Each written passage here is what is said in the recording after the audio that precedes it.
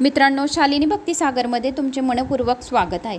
तर मित्रांनो, श्रावण सोमवार आता चौथा सोमवार आहे। हा श्रावणी सोमवार जन्माष्टमीसह 4 शुभ संयोग कसे कराल भगवान शंकर आणि श्रीकृष्णाला प्रसन्न करण्यासाठी काही उपाय आणि सेवा। तर संपूर्ण सेवा श्री जन्माष्टमीच्या ज्या ज्या पाहिजे आहेत त्या एकाच व्हिडिओमध्ये मी तुमच्यापर्यंत येऊन जाईल। तो व्हिडिओ संक्षिप्त महापुराण पद्यपुराण तो सुद्धा व्हिडिओ येऊन जाईल। आणि त्याशिवाय आपल्याला या जन्माष्टमी बरोबर सोमवार आलेल्यामुळे आणि जन्माष्टमीमुळे या सोमवारला अतिशय महत्त्वाचं मानलं गेलं आहे। तर सर्वांनी तुळशीपत्र एक दिवस अगोदरच तोडून ठेवायचे आहे। चौथा श्रावणी सोमवार हा 26 ऑगस्टला असणार आहे। त्या दिवशी जन्माष्टमीचा शुभ संयोग जुळून आला आहे। भगवान शंकरासह श्रीकृष्णाची देखील पूजा केली जाईल। शिवपूजनासोबतच हा योगायोग जुळून आला असून हा दिवस अधिक खास आणि महत्त्वाचा मानला जात आहे। या दिवशी शंकरासह श्रीकृष्णाची पूजा कशी करायची ते आपण जाणून घेऊया। चौथा श्रावणी सोमवार हा 26 ऑगस्टला असणार आहे। या दिवशी जन्माष्टमीचा शुभ संयोग जुळून आलेला आहे। तर आपण शिवपूजनासोबत योगायोग हा जुळून आल्यामुळे आपल्याला काही खास उपाय करायचे आहे। श्रावणातील सोमवारला विशेष महत्त्व प्राप्त झाले आहे। यंदा श्रावणातला चौथा सोमवार जन्माष्टमीचा शुभ संयोगाबरोबर जुळून आला आहे। या दिवशी रोहिणी नक्षत्र असून श्रीकृष्ण जन्म उत्सव साजरा केला जाईल। या दिवशी शंकरासह श्रीकृष्णाची पूजा कशी करायची जाणून घेऊया।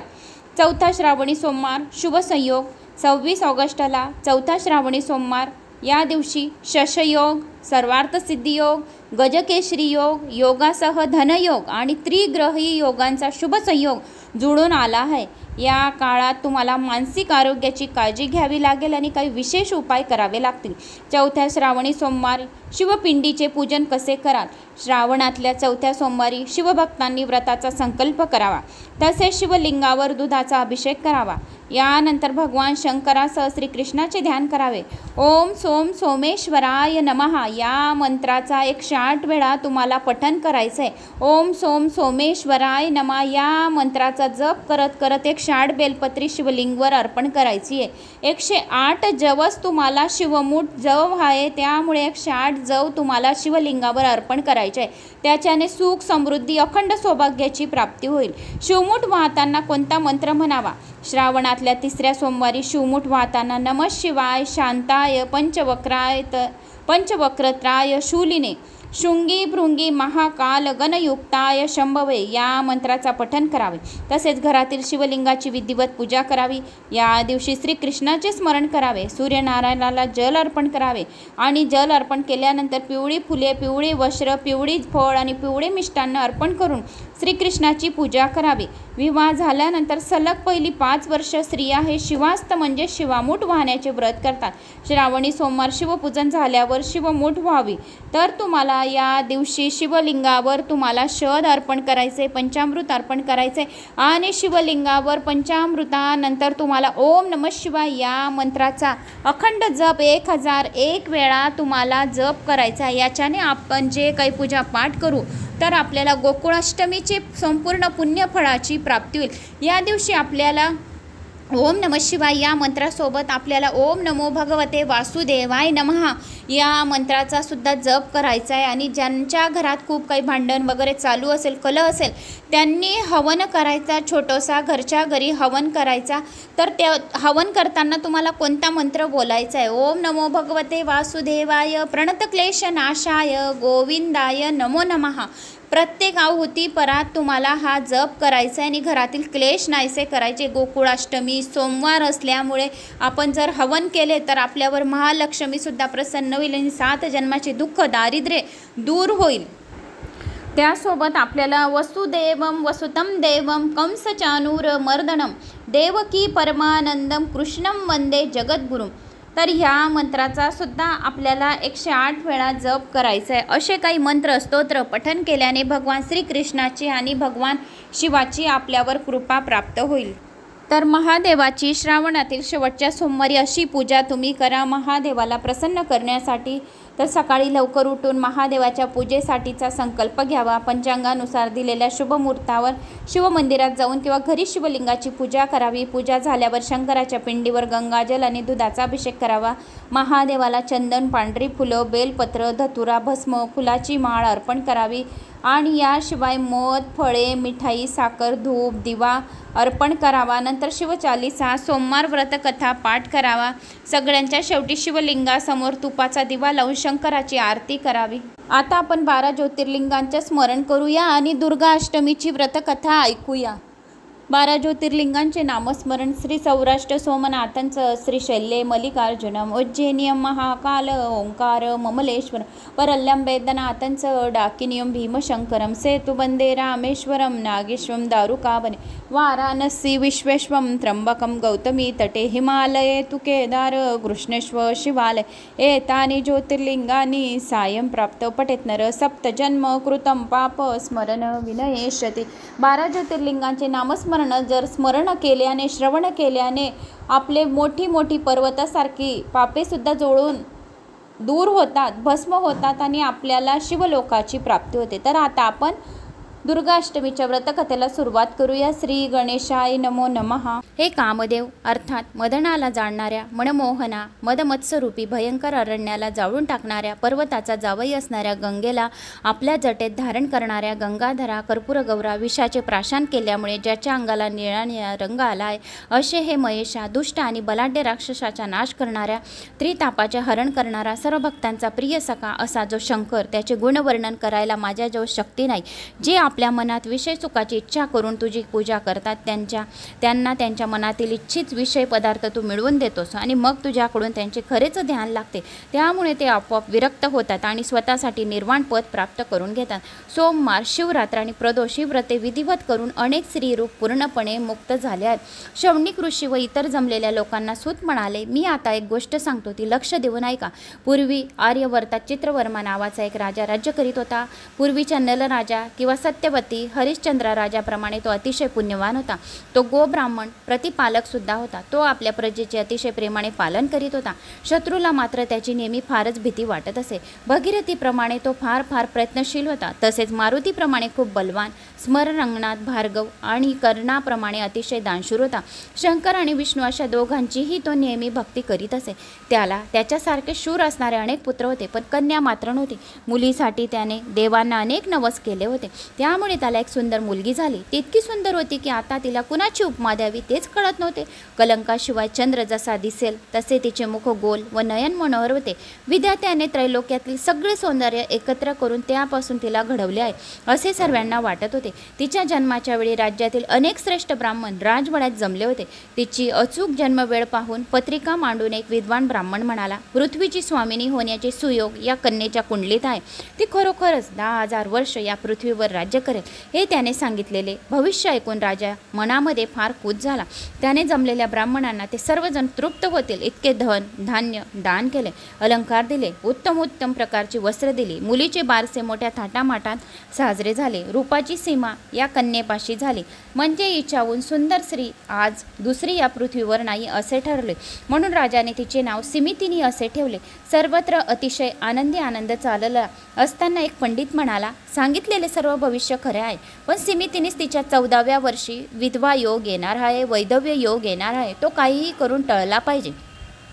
पंडितांचे भाषण ऐकून राजा मनातूनच खूपच खिन्न झाला. आपल्या अंगावर अचानक आकाशामधून वीज कोसळली आहे किंवा कुणीतरी व्रजाचा आघात आपल्या अंगावर करीत आहे असे त्याला वाटले. पंडित पुढे म्हणाला, राजा, चिंतेचे काहीही कारण नाही. शंकराच्या कृपेने सौभाग्यवर्धन होईल, अखंड सौभाग्याची प्राप्ती होईल. शंकराची कृपा ज्याच्यावर राहते त्याला अखंड सौभाग्याची प्राप्ती होते याची खात्री बाळग. तू शंकराची भक्ती कर. मी बोललो ते कधीही खोटे होणार नाही आणि तो भगवान शंकर असे होऊही देणार नाही. राजाने सर्व ब्राह्मणांना प्रणाम केला. सर्व आमंत्रित ब्राह्मण व इतर पाहुणे मंडळी आपापल्या घरी निघून गेली. हळूहळू दिवस जात होते. एखाद्या चंद्रकलेप्रमाणे सिमितिनी मोठी होत होती. 14 विद्या आणि 64 कला ती अतिशय निपुण झाली होती. आता सिमितिनी उपवर झाली. राजाचे मन मात्र चिंतेने दग्ध झाले होते. विचार करून त्याचा मेंदू फार शिनला होता. सिमितिनी आता पौर्णिमेच्या पूर्णपणे चंद्रासारखी खूपच सुंदर दिसत होती. तिचे गायन सुरू झाले म्हणजे कोकिळा सुद्धा लाजून गप्प बसत असे. तिच्या सर्व अंगाला आता असा काही सहज सुंदर मधुर सुवास येत असे की कस्तुरीच्या मागे शोध घेत पळणारे मृग कस्तुरीचा शोध सोडून सिमितिनीच्या मागे धावत असत. वडिलांना तर ती जीव की प्राण वाटत होती. तिचे मुखकमल पाहिल्यानंतर चंद्र निस्तेज होऊन जात असे. नाजूक कमल बघून सिंह लज्जित होत असे. तिचे कुरळे केस पाहून भुंगे तिच्या भोवती फिरून रुंजी घालत असे. कमळे, हरण्य आणि मासे तिच्या तेजस्वी सुंदर डोळे पाहून स्वतःला तुच्छ समजत असे. लांब सडक केसांची काळी भोर इकडे तिकडे हळणारी वेणी पाहून भुजंग आपल्या वारुळात दळून बसे. तिची सड नासिका पाहून पोपट त्या झाडावर नुसते उड्या मारीत असे. तिचे लाल चुटूक होठ पाहिल्यावर बिंब फळे लाजत असे. डाळिंबाचे पांढरे शुभ्र दाणे एका ओळीत ठेवावेत असे तिचे दात सुंदर होते. कमंडलू सारखे दिसणारे भरदार स्तनयुगल होते. तिच्या अंगाचा दळवणारा सुवास 10 मैल लांब जात असे आणि कांतीची तेजस्वी अशी प्रभा ही तसेच सर्वत्र पडत असे. तिच्यासारखेच तिच्या सुंदर मैत्रिणी नेहमी तिच्याबरोबर असत. तिच्याशी गप्पा मारत. त्याच्या तोंडून एकदा तिने ऐकले होते की आपल्या 14व्या वर्षी वैधव्य योग येणार आहे असे भविष्य पूर्वीच एका पंडिताने सांगितलेले आहे. ते ऐकल्यानंतर सिमितिनी मनातून घाबरली होती. म्हणूनच एके दिवशी तिला ऋषी याज्ञवल्क्याची पत्नी मैत्री भेटली. तेव्हा तिचे पाय धरून गही भरलेल्या आवाजात सिमितिनी तिला म्हणाली, हे माते, तुला मी शरण आले. माझे सौभाग्य रक्षण करण्यासाठी सौभाग्य वाढवण्यासाठी मी कोणते व्रत करू याचे मार्गदर्शन तू मला कर. कोणत्या देवाची पूजा करू, कोणत्या गुरुला मी शरण जाऊ ते मला सांग. मला 14व्या वर्षी वैधव्य येणार आहे असे भविष्य पंडितांनी सांगितले आहे. ही दुर्गती टाळण्यासाठी मग आता मी करू तरी काय. मला तिला धीर देत मैत्री म्हणाली, मुली शांत हो, मी सांगते ते तू ऐक. सोमवारचे व्रत धर. मी तुला पंचाक्षरी मंत्र देतो, तो कायम लक्षात ठेव. आणखी काय काय करायचे असेल ते नीट ऐकून घे. रात्री शंकराची यथा सांग पूजा. गंध, अक्षदा, फुले, पंचामृत, नैवेद्य अशी षोडोपचाराने पूजा करावी. ते व्रत करीत असताना जरी तुझ्यावर केवढेही मोठे संकट आले तरी ते व्रत सोडू नको. ब्राह्मण भोजन घाल. सवाष्ण ब्राह्मणाचे मेवणे सांग. त्याची मनोभावे पूजा कर. तुझ्यावर मोठमोठे दुःखाचे पर्वत जरी कोसळले तरी सोमवारचे व्रत सोडू नकोस. व्रताला तू कधीही कंटाळा करू नकोस. तुझ्यावर आलेल्या दुःखाचे खापर सोमवारच्या व्रतावर फोडू नको. मैत्रिणीने सिमितिनीला उपदेश केला आणि तिच्या सांगण्याप्रमाणे सिमितिनीने सोमवारचे व्रत केले. सिमितिनीच्या पित्याला तिच्या विवाहाची काळजी होतीच. नलराजा नातू आणि इंद्रसेनाचा मुलगा चित्रगंधा हा वर म्हणून सिमितिनीसाठी त्याने ठरवला. आपल्या आजोबाच्या प्रमाणे नलराजाच्या प्रमाणे चित्रगंध ही फार शूर, पराक्रमी होता, कीर्तिवंत होता. सर्व पृथ्वीवर त्याच्यासारखे सुंदर तरुण पुरुष नव्हता. सिमितिनीचा त्याच्याबरोबर तिच्या पित्याने विवाह ठरवला. सिमितिनी यती मैत्रिणीने सांगितल्याहून सुद्धा जास्त व्यवस्थितपणाने सोमवारचे व्रत आचरित होती. दर 8 दिवसांनी आपल्या घरी 1100 सवाष्ण ब्राह्मण ती जेवू घालत असे. त्यांना चांगले वस्त्रांकार देत असे.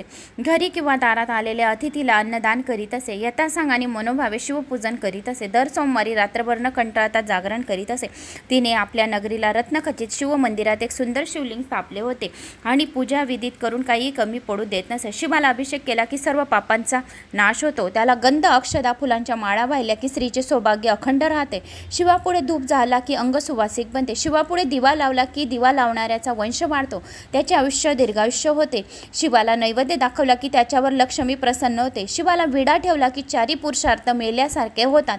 मनोभावे नमस्कार जर शिवाला केले तर चांगले आरोग्य लाभते, संकटांचा नाश होतो. शिवलिंगाला प्रदक्षिणा घातली की मनातील सर्व भ्रम नाहीसा होतो. शिवनामाचा जप केला, दिवसभर ओम नमः शिवाय या मंत्राचा जप करत राहिले त्याला सहजासहजी महासिद्धी प्राप्त होते. मनातल्या इच्छा लवकरात लवकर पूर्ण होतात. होम हवन केले की संपत्ती भरपूर प्रमाणात वाढते. कीर्तन जर शिवाचे केले तर प्रत्यक्ष शंकर त्याच्या पुढे उभा राहतो. शिवाचे ध्यान केले की ध्यान करणाऱ्यास महाज्ञान प्राप्त होते. शिवाचे गुणगान ऐकले की आदी व्याधी नष्ट होतात. शिवापुढे नित्य केले तर जन्म मरण्याच्या फेऱ्या चुकतो. शिवापुढे मंगल असा वाद्यघोष केला की कीर्ती दूरवर पसरते. भगवान शंकराला अलंकार वाहिले की सर्व ठिकाणी जय मिळतो. ब्राह्मण भोजन घातले की त्याला हवे असेल ते ज्ञान प्राप्त होते. सिमितिनी अशा प्रकारचे व्रत मनापासून आचरण करीत होते. शिवपूजनात मग्न होती. चित्रवर्मा राजाने चित्रगंधाला मोठ्या आदराने आपल्याकडे येण्याचे आमंत्रण दिले आणि एक अतिशय योग्य मुहूर्त पाहून आपली कन्या सिमितिनीला अर्पण केली. संपूर्ण नगरीमध्ये 4 दिवस डोळ्याचे पारणे फिटण्यासारखे फार मोठा सोहळा सुरू होता. त्याचे वर्णन केले तर गोष्ट फार वाढेल. सहस्र अब्ज सोन्याचा मोहरा राजाने आपल्या जावयास वरदक्षिणा दिल्या. वस्त्र, अलंकार, रत्ने किती दिले याची तर गणतीच करणे कठीण. तसेच अश्वशाळा, गजशाळा, चित्रशाळा आणि त्याच्या नित्यशाळा याही त्याने जावयाला आंदण म्हणून दिल्या. 4 दिवस 4 वर्गाचे सर्व लोक जेवायला बोलावून त्याने स्वादिष्ट यथेष्ट जेवण तृप्त करून दिले. ब्राह्मणांना एवढे धन दिले की त्यांना ते उचलून नेणे सुद्धा शक्य होईना, म्हणून त्याने त्यातील काही रस्त्यात टाकून दिले. आपल्या औदार्यरूपी अग्नीने त्याने दारिद्र्यरूपी रान संपूर्णपणे जाळून टाकले. धनाचा परोपकारी मेघ वर्षाव सुरू करू लागता दारिद्र्याचा धुराळा खाली बसला आणि याचकाचे तृप्तिरूपाने तृणाकार नगरीमध्ये सगळीकडे उगवले. नैषद्य नगरीचे लोकसुद्धा वधू सिमितिनीला पाहून फारच खुश झाले होते. चंद्राच्या 16 कला चिरून तिचे 32 दात बनवले आहेत की काय असे तिच्याकडे पाहणाऱ्यास प्रत्येकास भासत होते. तिच्या श्वासावासात सुगंध भरला होता. तिच्या सौंदर्याला उपमास देता येत नव्हते. लग्न समारंभ आनंदाने आणि अगदी व्यवस्थितपणे पार पाडल्यानंतर वराडसह राजा इंद्रसह नैषद्य देशाला निघून गेला. दसरा आणि दिवाळी जवळ आली असल्याने राजाने आपल्या जावयाला व मुलीला आग्रह करून ठेवून घेतले आणि कृष्ण रुक्मिणी सारखा चित्रगंध सिमितिनीचा जोडा शोभून दिसत होता. त्याची सर्व हौस मौज चित्रवर्मा राजा पुरी करीत होता. एक दिवस काय झाले, आपल्याबरोबर आपले खास दास दासी आणि मोठी सेना येऊन चित्रगंध राजा शिकारीसाठी रानात गेला. शिकार मनोजोक्ती झाली, पण त्या धावपळीने राजाला फार श्रम झाले होते. घामाने सर्व अंग भिजले होते, म्हणून त्याने एक सुंदर नौका मागवली आणि आपल्या एक मुख्य शरीर रक्षकाला घेऊन चित्रगंध राजा नौकीत बसला होता. यमुना नदीच्या राजाची नाव मुक्तपणाने विहार करू लागली. बाकीचे सारे सेवक व सैन्य यमुनाच्या काठावर आरामात गप्पा मारत बसले होते. सर्वजण आपापल्या राजाच्या म्हणजेच आपल्या जावयाच्या रूपाचे, गुणाचे, स्वभावाचे मनापासून कौतुक करीत होते. यमुना नदीच्या पाण्याचा थांग कधी कुणाला लागला आहे? यमुनेच्या खोल डोहात नौका गेली असताना एकदम सोसाट्याचा मोठा वारा सुटला आणि नौका एकदम डळमळू लागली. सगळीकडे एकदम गोंधळ माजला. थोड्याच वेळात ती छोटी नौका त्या अथांग पाण्यात बुडाली. त्यामध्ये तो त्यांचा जावई बसलेला होता आणि त्यासरशी लोक आकांत करू लागले. सैन्यात एकपेक्षा शूरवीर होते, पण स्थिती अशी काय करावे त्यांना काहीच कळत नव्हते. धावत पळत आणि रडत राजा चित्रवर्माकडे गेला आणि त्यांनी ही बातमी सांगितली. वक्षस्थळ दुःखाने बडबडतच राजा यमुनाकाठी आला. डोलीत बसून आपल्या आईबरोबर सिमितिनी तेथे आली. सर्वजण शोक सागरात अगदी गळ्यापर्यंत बुडाले होते. मूर्छा येऊन धरणीवर कोसळणाऱ्या आपल्या लाडक्या लेकीला राजाने कसे तरी सावरले. सिमितिनीची आई आपल्या मुलींच्या गळ्याला मिठी मारून शोक करू लागली. सिमितिनीचा त्यावेळेचा शोक ऐकून पृथ्वी सुद्धा कंपित झाली. समुद्राचे पाणी खूप तापले. पशु पक्षी वृक्ष लता पर्वत सर्वजण सिमितिनीच्या बरोबर शोकसागरात अकंठ बुडाले. दुःखाचा अतिरिक्त झाल्याने सिमितिनी तेथेच बेशुद्ध पडली. तेवढ्यात चित्रगंधाचा पिता इंद्रसेन घाईघाईने आपल्या राणीसह तेथे आला. पुन्हा दुःखाचा सागर उफाळला. सुनेच्या विदर्ण मुखाकडे इंद्रसेनाने तर बघवेना. चित्रगंधाची आई लावण्यवती खालच्या जमिनीवरची माती घेऊन तोंडात घालत होती. अतिशय शोक करू लागले. माझ्या एकोलता एक लाडका मुलगा या कालिंदीने खाऊन टाकला. पूर्वजन्मी मी असे कोणते महापातक केले होते, म्हणून देव मला ही शिक्षा करत आहे. माझी आंधळ्याची काठी, आधाराची काठी यमुनाच्या डोहात बुडाली. माझा राजहंस कोठे आहे? माझे पाळस कोठे आहे? माझा चित्रगंधा कुठे लपला आहे? कुणीतरी मला दाखवावं. मी पूर्वी काय पाप केले? भगवान शंकराचे प्रदोष व्रत सोडले का? शिवरात्रीला उपास न करता जेवण केले का? सोमवारचे व्रत माझ्याकडून मोडले का? असे मी केले तरी काय? विष्णू आणि शंकर यांच्यात मी कधीतरी भेदाभेद केला का? हरिहरांचे कीर्तन चालू असताना त्यात मी कधी मोडा घातला का? पंक्तीभेद केल्या का? काय मी केले? तर माझा हा मुलगा नौकामध्ये डुबून गेला. मी दुसऱ्यांची धनाची माझ्या मनात कधी अभिलाषा धरली का? माझ्या हातून असे भयंकर काय घडले ते मला कळत नाही का? माझ्या मागच्या जन्मी दान देण्यावक्त ब्राह्मणाला उगाच झुलवत ठेवले. कुणी दान करीत असेल तेव्हा त्यात मी विघ्न आणले होते का? कुणाच्या तोंडाचा घास काढून घेतला का? गुरुद्रोहाचा केला का? पाण्यावर जेवायला बसलेल्या ब्राह्मणांना उठवून लावले का? हरिणी आणि त्यांच्या पाडसाला मी कधी विरहाचे दुःख दिले का? काही कळत नाही. माझे सौख्य निदान आज एकाएकी नष्ट झाले. आता मी काय करू? प्रधानांनी, मंत्र्यांनी, राजा राणींनी कसे बसे सावरून धरले. चित्रवर्म राजाने त्या सर्वांना आपल्या राजवाड्यात नेले. शोकाने व्याकुळ झालेले राजा इंद्रसेन, त्यांची पत्नी लावण्यवती थोड्या दिवसांनी आपल्या नगरीला परत गेली आणि आपले नैषद्य देशाचे राज्य शत्रूंनी घेतले. त्यांना आढळले शत्रूच्या हाती पडू नये म्हणून ते दोघे पळून जाऊ लागले, पण शत्रूने त्यांना कैद करून आणले आणि तुरुंगात टाकले. सिमितिनीने सुद्धा मोठ्या थाटाने धाडसाने आपला शोक आवरला होता. मैत्रिणी सांगितलेल्या गोष्टींचे तिला स्मरण झाले. ती म्हणाली होती, केवढेही दुःखाचे पर्वत अंगावर कोसळले तरी व्रत सोडू नको. सिमितिनीने आपले व्रत तसेच पुढे चालू केले. दर 8 दिवसांनी 1100 सवाशण ब्राह्मणाची ती पूजा करू लागली. तिने स्वतः सर्व सुखभोगाचा त्याग केला. दिवस रात्र शिवाचे स्मरण चालू केले. अशी 1, 2, 3 वर्ष निघून गेली. इकडे जेव्हा चित्रगंधाची होडी यमुनेत बुडाली तेव्हा त्या पाण्यात पडाला. तिथल्या नागकन्यांनी त्याला पाताळात नेले. तेथील नागलोकाचे सौंदर्य पाहून चित्रगंध राजा फार आश्चर्यचकित झाला. तेथे पद्मिनी, हस्तिनी, चित्रिणी, शंकिनी अशा सर्व प्रकारच्या सुंदर तरुणी होत्या. त्यांच्या सर्व अंगाला दिव्य सुगंध येत होता. तपस्यांचे तप मोडले असे सौंदर्य त्यांना लाभले होते. सर्व विस्तीर्ण व लांब रस्त्यावर नवरत्नाचे सडे पडले होते. स्वर्गातील सुखांनीही येथील नागलोकातले सुख जास्त श्रेष्ठ वाटत होते. पाताळ नगराचा राजा तक्षक नावाचा एक नाग होता. नागकन्याने चित्रगंधाला आणून तक्षकासमोर उभे केले. चित्रगंध राजाने तक्षकाला अगदी नम्रपणे प्रणाम केला व राजाची स्तुती केली. तक्षक राजाने विचारल्यानंतर चित्रगंधाने आपली सर्व हकीकत त्याला सविस्तरपणाने सांगितली. तक्षकाने विचारले, तुम्ही कोणत्या देवाची भक्ती करता का? आम्ही भक्ती करतो शंकराची. शंकर कृपेचा महिमा फार अगाध आहे. चित्रगंधाने उत्तर दिले, प्रकृती आणि पुरुष दोघंही शंकराने निर्माण केली आहे. या अनंत ब्रह्मांडाचा सारा पसारा त्यानेच मांडला आहे. त्याची इच्छा बदलली तर एका क्षणात त्याने निर्माण केलेल्या या सर्व ब्रह्मांडाचा नाश करू शकतील. पंचमहाभूते आपल्या शक्तीसह प्रकृती पुरुषात सामील झालेली असतात. प्रकृती पुरुष एकरूप होऊन आदी पुरुषात समावतात. आदी पुरुष ज्याला म्हणतात ते आदी पुरुष म्हणजे हर साम सदाशिव, शिव साक्षात सदाशिव. आम्ही त्याचीच मनापासून भक्ती करतो. सदाशिवाच्या मायेपासून त्रिमूर्ती त्रिगुण उत्पन्न झाले. जो सदाशिव म्हणतो, जो हर साम सदाशिव म्हणतो, त्याच्यावर शिव अगदी प्रसन्न होतो. त्याच्या सत्वांश म्हणजे त्याने विष्णूची निर्मिती केली आहे. रजांश म्हणून त्याने वीरचीच निर्माण केले आहे. तमांश म्हणून रुद्र निर्माण केला आहे. पुराण पुरुष असणारा सांब सदाशिव दुसरा तिसरा कोणी नसून आमचा महादेव भोळा साम सदाशिव भोळा महादेव आहे. आम्ही आमच्या भोळ्या महादेवाची मनापासून अगदी भक्ती करतो. जो भोळ्या साम सदाशिवाची भोळी भक्ती करतात त्याच्यावर शिव अगदी प्रसन्न होतो. भोळ्या साम सदाशिवाला कपट चपट दिखावा चालत नाही. भोळ्या साम सदाशिवाला श्रद्धेनुसार पूजा करावी. जो भोळ्या साम सदाशिवाची श्रद्धानुसार पूजा करतो त्याला वाटेल तर भोळा साम सदाशिव त्याला देऊन देतो. अशा या भोळ्या साम सदाशिवाची मनापासून आम्ही भक्ती करतो. पाताळ, आकाश, दाई दिशा, त्रिभुवन इतकेच नव्हे तर पंचतत्वे, नद्या, पृथ्वी, भस्म, अष्टधातू हे सर्व व्यापून शिल्लक उरला आहे. या शिवाची आम्ही मनोभावे पूजा करतो. त्याच्या कृपेने फुले, वनस्पती, लतावेली सर्व काही निर्माण झाले आहे. कैलासनाथाने ही पृथ्वी सर्व विश्व व्यापले आहे. आम्ही नम्र उपासक आहोत. तेजस्व्याच्या सूर्य ज्याचे नेत्र आहे, शीतल चंद्रासारखे ज्याचे मन आहे, विष्णू म्हणजे त्याचे अंतकरण आहे, बुद्धी त्याची द्रुहीन आहे, अहंकार ज्याचा रुद्र आहे, असा तो विराट पुरुष सांब सदाशिव. जितके देव आहेत तेवढे सर्व शिवाचे अवयव आहेत. 11 रुद्र मित्र त्याच्यासमोर हात जोडून सदोसदीच उभे राहत असा. शंकराचे मी पामर, माझ्या शब्दात काय वर्णन करणार. मी म्हणजे शंकराचा दासांचा दास आहे. चित्रगंधाचे हे नम्र चतुर भाषण ऐकून तक्षक राजाला मनातून फार आनंद झाला. त्याने स्वतः सर्व नागलोक फिरून त्याला दाखवला आणि म्हटले, चित्रगंधा तू फार मला आवडलास. देवांना कष्टाने सुद्धा तू मिळणार नाही अशा कित्येक गोष्टी येथे आहेत. तेव्हा तू माझ्याजवळ इथेच राहावेस अशी माझी इच्छा आहे. चित्रगंध नम्रपणे म्हणाला, महाराज माझ्या आईवडिलांचा मी एकुलता एक असा पुत्र आहे. माझी लावण्यवती सुकुमार पत्नी सिमितिनी 14 वर्षाची आहे. मी नाहीसा झालेला पाहून तिने कदाचित प्राण सोडले असेल. माझ्या घरी जाऊन आई वडिलांची पायाची सेवा कधी करीन असे मला वाटत आहे. माझ्या वाचून माझी माता अगदी रोज एखाद्या माशासारखी तडफडत असेल. तिने प्राण नेत्रात गोळा केले असतील आणि तेव्हा मला पुन्हा पृथ्वीवर नेऊन सोडा. चित्रगंधाने कळकळीने अश्रू गाळत तक्षकाने राजाचे अगदी पाय धरले.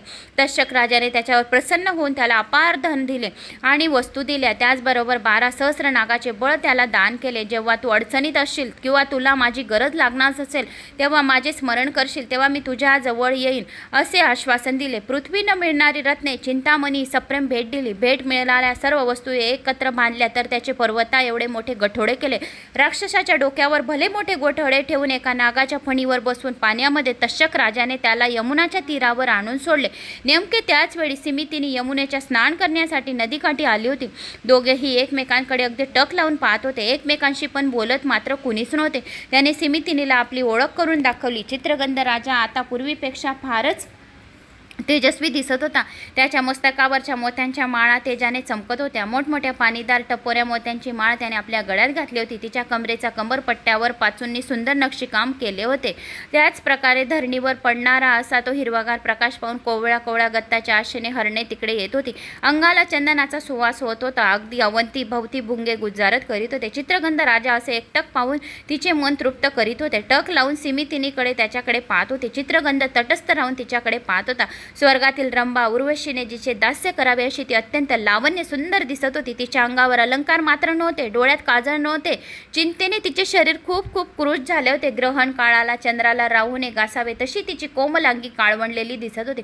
हळूहळू राजा चित्रगंध पुढे आला. त्याने तिला विचारले, आपण कोण आहात? मला आपली सर्व हकीकत ऐकण्याची इच्छा आहे. आपली हरकत नसेल तर मला सांगा. मग आपल्या जन्मापासूनची सर्व हकीकत सिमितिनीने चित्रगंधाला विचारली. बोलताना तिचे दात तेजस्वी नक्षत्राप्रमाणे सारखे चमकत होते. सिमितिनीची मैत्रिणी तिच्या जवळ होत्या. त्याने सांगितले की 3 वर्षापूर्वीचा पती याच ठिकाणी यमुनेच्या पाण्यात नावेतून पाण्यात पडून मरण पावला. हिच्या सासू सासऱ्यांना शत्रूंनी पकडून कैदीत ठेवलेले आहे. या सुंदरची त्यामुळेच आज अशी या सुंदरीची अशी दयनीय अवस्था झाली आहे. तिची अशी ही हकीकत ऐकताना चित्रगंधाचे डोळे अश्रूंनी भरून आले. आपल्या उत्तर त्याने आपले डोळे पुसत होता. सिमितिनीने आपल्या सख्यांना हळूच कानात विचारले. त्याने त्याचे नाव गाव कुठून आला हे सर्व विचारा असे सिमितिनीने तिच्या मैत्रिणांना सांगितले. त्याच्याबद्दल जाणून घेण्याची सिमितिनीला फार फार इच्छा झाली. सख्यांनी चित्रगंधाला तसा प्रश्न केला. तो लटकेच म्हणाला, आम्ही एक सिद्ध पुरुष आहोत. तिन्ही लोकात आणि मुक्तपणाने संचार करीत असतो. भूत वर्तमान भविष्य आणि सर्वांचे आम्हाला ज्ञान आहे. एवढे बोलून तिच्या जवळून जाऊन चित्रगंधाने सिमितिनीचा हात आपल्या हातात धरला. तिच्या कानात सांगितले, मुली तुझा पती मेला हे खरे नाही, तो अजून जिवंत आहे. आजपासून 3ऱ्या दिवशी मी तुझी त्याची गाठ घडवून आणेन आणि शंकराची शपथ घेऊन सांगतो, तुझे ऐश्वर यापुढे सतत वाढत राहील. पण 3 दिवस ही गोष्ट कुणाला सांगू नको. सिमितिनी खालच्या मानेने चोरून त्याच्याकडे पाहत होती. मुखातून बाहेर पडणारे अमृतासारखे बोल आपल्या कानात येत होते. खरोखरच आपला पती तर असेल, हाच तर आपला पती तर नसेल असं सिमितिनीला वाटत होते. पण तो तर मृत्यू पावला आहे, परत कसा येईल? लगोलग डोळे मिटून तिने शंकराचे स्मरण चालवले. परमेश्वरा, तुझी लीला खरोखर अगाध आहे. हा जर परपुरुष असता तर याने माझा हात धरण्याचा धाडस केले नसते. आणि सिद्धाबद्दल सुद्धा या माझ्या मनात प्रेम दाटून येत होते. शंकरा, हा सिद्ध म्हणजेच माझा पती असेल तर मी 11 लाख दाम्पत्याचे पूजन करीन, 11 लाख वाती लावीन, 11 लाख बिल्वतळे तुला वाईल. सिमितिनी अशा प्रकारे आपल्या विचारात दंग झाली होती. चित्रगंध म्हणाला, सुकुमार स्त्री, आता तू खरोखर घरी जा. मी तुझ्या सासू सासऱ्यांकडे जाऊन त्यांना ही आनंदाची बातमी सांगतो. त्याने हे सांगता सिमितिनी हसतच आपल्या घराकडे निघाली. तिच्या सख्या तिला म्हणाल्या, सिमितिनी, तू विश्वास ठेवतो नक्की राजा चित्रगंध आहे. त्याच्याशिवाय तुझा हात धरण्याचे धाडस कोणाचे नाही. कोण करेल तुझा हात धरण्याचे धाडस? तुझी कथा ऐकून त्या सिद्धाच्या डोळ्यात अश्रू वाहत होते. तेच तू पाहिले ना, असे सख्या त्या सिमितिनीला म्हणत होत्या. पुरे ग पुरे, आता बडबड करू नका. थोड्या वेळासाठी गप्प बसलात तर काय होईल? असे म्हणून सिमितिनीने सख्यांना गप्प केले. पण तिच्या चेहऱ्यावर न कळत सौभाग्याची, अखंड सौभाग्याची कळा चमकू लागली. इकडे चित्रगंध एका क्षणात नैषद्य नगरी जवळ गेला. नंतर एका नागाने मनुष्य रूप धारण केले होते. ते राजधानीत जाऊन राजाला म्हणाला, सहस्र नागाचे बळ घेऊन चित्रगंध आपल्या राज्याकडे आला आणि तेव्हा तुम्ही अगोदर गुपचूप इंद्रसेन व लावण्यवतीला मुक्त करा आणि पुन्हा सिंहासनावर बसवा, नाहीतर त्याच्याशी युद्ध करून त्याच्या पुढे मरायला तयार व्हा. चित्रगंधाचा शत्रू हे ऐकून घाबरला व शरण आला. त्याने इंद्रसेनाला आपल्या कैदेतून बाहेर काढले व त्याचे राज्य त्याला परत दिले. त्याच्या चुकीबद्दल क्षमा मागितली आणि आपल्या पूर्वीच्या वैभवासह राजा इंद्रसेन पुत्राच्या भेटीसाठी निघाला. आई वडिलांना पाहता चित्रगंधाने अतिशय आनंदाने त्याचे पाय धरले. राजाने त्याला उचलून आपल्या हृदयाशी घट्ट धरले. लावण्यवतीने आपल्या पुत्राला कळकळून मिठी मारली. त्याच्या कपाळाचे खूप आनंदाने कितीतरी पापे घेतले. 14 वर्षानंतर श्रीराम कौशल्याला भेटत आहे असे मायलेकराची भेट वाटत होती. हरवलेले एखादे रत्न सापडावे, एखाद्या जन्मांद्याला दृष्टी यावी किंवा प्राण जाता जाता तोंडात अमृत पडावे, चित्रगंधाला पाहून लावण्यवतीला झाले होते. शेजारचे भोवतालचे सर्व राजे व सर्व प्रजे चित्रगंधाला भेटायला उत्तम मौल्यवान नजराने घेऊन धावत होते. औषधी वनस्पतीसाठी संपूर्ण द्रोणागिरी पर्वत हनुमानाने पुंशीत पडलेल्या लक्ष्मणाला जीवदान दिल्यानंतर जसा आनंद या संपूर्ण पृथ्वीवर पसरला होता, तसा आनंद चित्रगंधाच्या परत येण्याने आजही दाटला होता. सर्व नैषद्यपुरी लता पल्लव पंतकाने शुगारले होते. मातासह पितासह चित्रगंध प्रमुख रस्त्यावरून मिरवत चालला होता. चित्रवर्मा राजाला ही बातमी कळण्यासाठी त्याच्याकडे राजाकडे सेवक धावत आले. राजाला जामात आले. अशी शुभ वार्ता कळताच काय करावे आणि काय नाही हे सर्वांना वाटत होते. चित्रवर्माने नेत्रातून अखंड अश्रू वाहू लागले. त्याला कंठ भरून दाटून आला. ज्यांनी त्याला हे शुभ वर्तमान सांगितले त्याने राजाने आनंदाने अपार धन दिले. अनेक रथ भरून संपूर्ण नगरात साखर वाटण्याचा हुकूम दिला.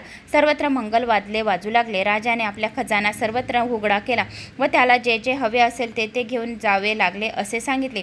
जय जय उमानाथ म्हणून राजा आनंदशयाने नाचत होता. त्याचे पायातील जोडे घेऊन सेवक मागून धावत होते. सिमितिनीला सख्याने उत्तम प्रकारे सजवले होते. शिवनामाचा जय जयकार करीत होते. तिच्या गळ्यात परत मंगळसूत्र बांधले. तिच्या सुंदर नेत्रात काजळ रेखले. कपाळी कुंकुमाचा सौभाग्याचा अखंड सौभाग्याचा तिलक पुन्हा एकदा लावला. दशोगीने विडा करून तिला खायला दिले. एकदा दस्त पुढे करू तर नगरातल्या सगळ्या स्त्रियांनी सिमितीला बघायला राजवाड्यात गोळ्या झाल्या. सिमितिनीच्या आईने तिला अतिशय प्रेमाने मिठी मारली. पोरी, तुझे अखंड सौभाग्य राहो. आज खरोखर तुझ्या पुण्याईने जगमगत आहे. जो ही कथा ऐकेल त्याची अखंड सौभाग्याला प्राप्ती होईल. जो श्रवण करेल, पठण करेल, कोणाला शेअर करेल, कोणाला सांगेल त्याचे अखंड सौभाग्य राहील. अखंड सौभाग्याची ही व्रतकथा आहे. अशीच सुकात्रा सोमवारची व्रताची योग्यता काहीच वेळेत आहे. सिमितिनीने शंकराला म्हटल्याप्रमाणे 11 लाख दाम्पत्याचे व्रताच्या दिवशी पूजन केले. तेवढ्या चित्रगंध राजा आपल्या आईवडिलांसह तेथे आला. जावयाला अतिशय प्रेमाने मिठी मारून चित्रवर्मा राजाचे खूप खूप आनंदाश्रू गळू लागले. दशोदिशा अतिशय पुलकित झाल्या. देवांनी स्वर्गातून त्याच्यावर आनंदाने पुष्टवृत्ती केली. नंतर चित्रवर्मा राजाने जावयाला मिरमत आपल्या राजधानीच्या नगरात आले आणि तेथे पुन्हा चित्रगंध सिमितिनीच्या विवाहाचा सोहळा करण्यात आला. राजानंतर चित्रगंधाने एकांतात सिमितिनी ची भेट घेतली. पाताळ नगरीतील आणलेले अतिशय अद्भुत रम्य अलंकार त्याने सिमितिनीला घालावयास दिले. पाताळ नगरातील सुगंध राजा आणि आपल्या हाताने त्याने सिमितिनीला लावला. लावण्यवती सिमितिनी आता पाताळ नगराच्या आभूषणाने आणखीच जास्त सुंदर दिसत होती. आणि नंतर आपल्या सासऱ्याला सुद्धा चित्रगंधाने अनेक वस्तू भेट दिल्या. आपल्या सासू सासऱ्यांना सिमितिनीने नमस्कार केला आणि तिच्या सौभाग्याचा समुद्र असाच भरलेला राहो, अखंड सौभाग्याचा समुद्र भरलेला राहील असे त्यांनी शुभ आशीर्वाद दिला. मग सर्वजण तिला नैषध नगरीला आणि पृथ्वीवरच्या सर्व मोठमोठ्या राजांनी एकमेकांना चित्रगंध राजाला नेले आणि सम्राट म्हणून मान्यता दिली. आपल्या राज्य आपल्या मुलाच्या स्वाधीन करून राजा इंद्रसेन तपश्चर्येला निघून गेले. शंकराचे तप करून शेवटी शिवपदाशी मोक्ष मिळाला. पुढे पित्यासारखे म्हणजे चित्रगंधासारखे तेजस्वी 8 पुत्र सिमितिनीला झाले. चित्रगंधाला व सिमितिनीला 10,000 वर्ष पृथ्वी सुखाने राज्य केले. पृथ्वीच्या नलराजाने चित्रगंधाने आपली सांग कीर्ती 10 दिशात पसरवली. प्रजेवर अतिशय न्यायाने राज्य केले. शिवरात्री, सोमवार, प्रदोष ही व्रत निष्ठेने शेवटपर्यंत चालू ठेवायची आणि ही व्रतकथा ऐकावी. म्हणजे ही व्रतकथा ऐकली म्हणजे अखंड सौभाग्याची प्राप्ती होते. सिमितिनीची सुद्धा कीर्ती 10 दिशात पसरली. जो कोणी हा अध्याय ऐकेल त्याची कीर्ती 10 दिशात पसरेल. असे सिमितिनीचे सुंदर सौभाग्यकारक आणि वरदायी आख्यान ज्या स्त्रिया नियमितपणे ऐकतील आणि त्यांचे सौभाग्य वाढेल. कुणाचा पती दूर गेला असेल, तिचा पती दूरून परत लवकर येईल, भेटेल. ज्या विधवा स्त्रिया आहे ज्या आख्यान ऐकतील त्यांना पुढील जन्मी सुंदर पती मिळून अखंड सौभाग्याचा लाभ होईल. म्हणून एकदा सुरू केलेले सोमवार व्रत सोडू नये. शिवचरणावर पक्की निष्ठा ठेवावी.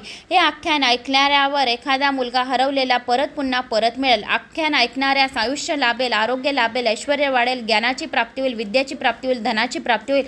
त्याच्यावर जर मृत्यूगंड आला असेल, त्याचा मृत्यूकाल आला असेल, त्याचा मृत्यूकाल टळेल, दीर्घायुष्याची प्राप्ती होईल. जवळचे जे धन असेल ते सुद्धा गेलेले धन परत वापस येईल. त्यांच्या शत्रूंचा त्यांच्याकडून सहजपणे पराजय होईल. असे हे व्रतकथा होती. सिमितिनीचे आख्यान म्हणजे एक तीर्थचे मानलेले प्रयाग तीर्थांमध्ये स्नान केल्याचे पुण्यफळाची प्राप्ती होईल. सिमितिनीचे आख्यान म्हणजे 12 ज्योतिर्लिंगांच्या पुण्यफळाची प्राप्ती होईल.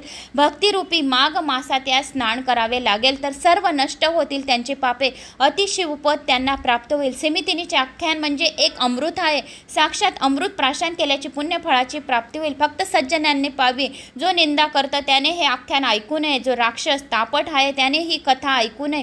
पूर्वीच्या लोकांनी जे हे कथा हंकरूपी मध्येच प्यावे. श्रीधर स्वामी म्हणतात अर्पणेचा पती म्हणजे खराखर ब्रह्मनंद आहे. तर अशी ही अखंड सौभाग्यव्रतीची कथा होती. तर मित्रांनो, मला अशी आशा आहे की तुम्हाला माझी ही व्रतकथा आवडली असेल. एक लाईक करा, चॅनलला सबस्क्राईब करा. कुठून कोणत्या गावाहून तुम्ही माझं ही व्रतकथा ऐकत आहोत आपल्या गावाची कमेंट्स नक्की करा. कमेंट्समध्ये जय श्री महाकाल, ओम नमः शिवाय, हर हर साम सदाशिव कमेंट्स नक्की करा माझा आत्मविश्वास वाढवण्यासाठी. जय श्री महाकाल.